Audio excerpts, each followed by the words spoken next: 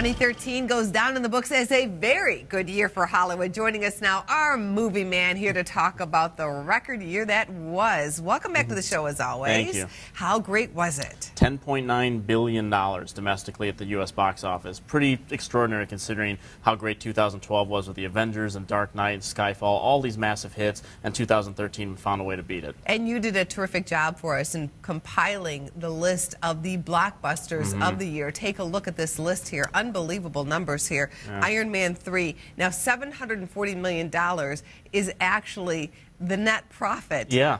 Yeah, because I mean, you consider the budgets of these movies and what they cost, you know, just the production-wise, and also their prints and advertising costs, which are figured in later. $740 million, that's just profit. Also on the list, Despicable Me 2, The Hunger Games, Catching Fire, no surprise there. Gravity, great movie. Fast and Furious 6, still a winner at the box office.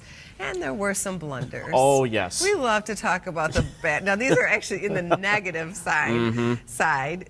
47 Ronin. Yeah, we've been waiting for this one to drop all year, and it finally did, and what a thud it is for Universal. It won the list. All right, Jack the Giant Slayer losing $247 million.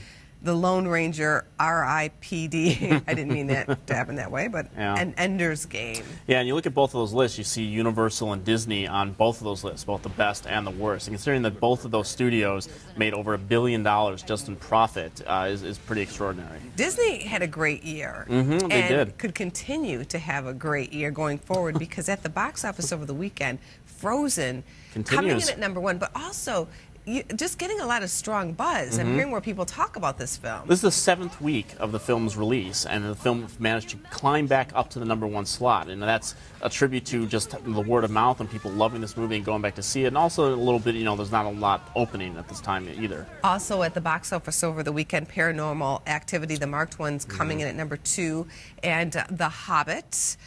The Wolf of Wall Street, which I thought would do a little bit better, but I'm hearing there's a lot of naughty words, and some people are walking out. Yeah, 3 hours. Yeah. Okay. American Hustle. Doing very well. Yeah, for David O. Russell. That's going to break 100 million very soon. All right. Coming out this weekend, one of the best films of the year. You say The Lone Survivor. That's not it. Not it. The Legend of Hercules. Definitely not it. And Her. Her was my pick for the #1 film of 2013. Spike Jonze's wonderful, quirky, amusing, heartbreaking romance between a man and his computer.